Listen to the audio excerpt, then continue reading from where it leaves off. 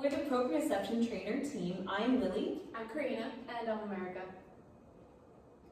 Proprioception is an individual's ability to recognize the position and or movement of their body within space without having any visual cues.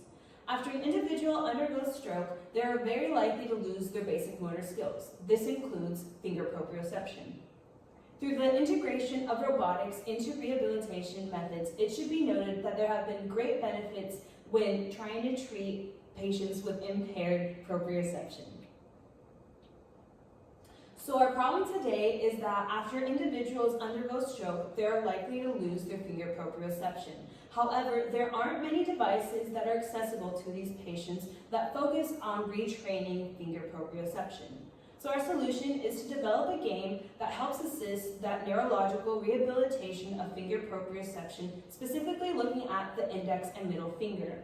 We have done so by developing a game that helps stray away from predictable motion, but also is able to restore those basic motor skills through a portable device.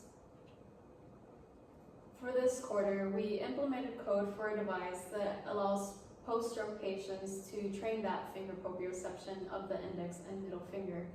So we designed a program that controls and obtains servo motor position, and as well we designed a program that motivates the user to detect that crossing of the index and middle finger.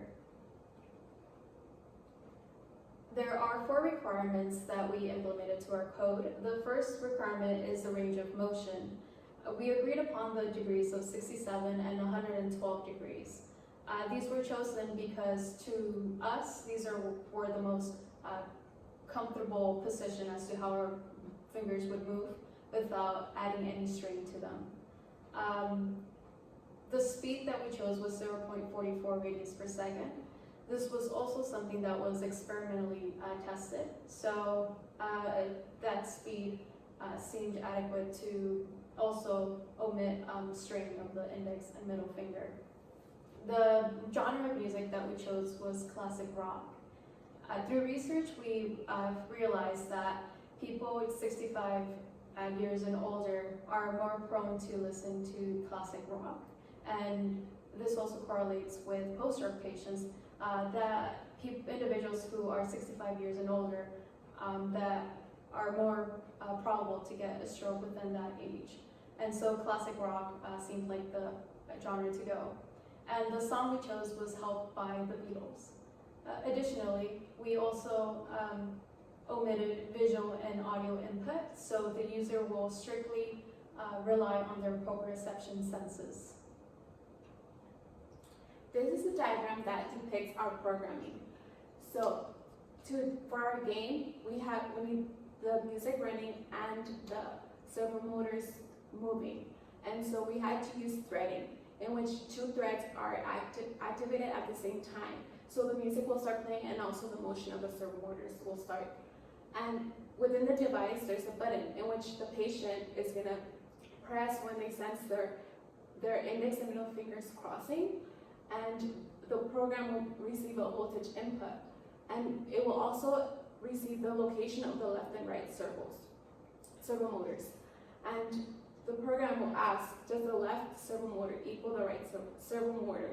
If yes, then the song will continue to play. If no, the music will be paused, and it will only unpause until they get the right location.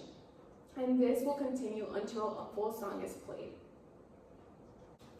This is the timeline for our device. During the fall, we decided to focus on the programming. That's why in November, we have the program design done. During January, we want to improve upon the electrical aspect of our device to improve the wiring.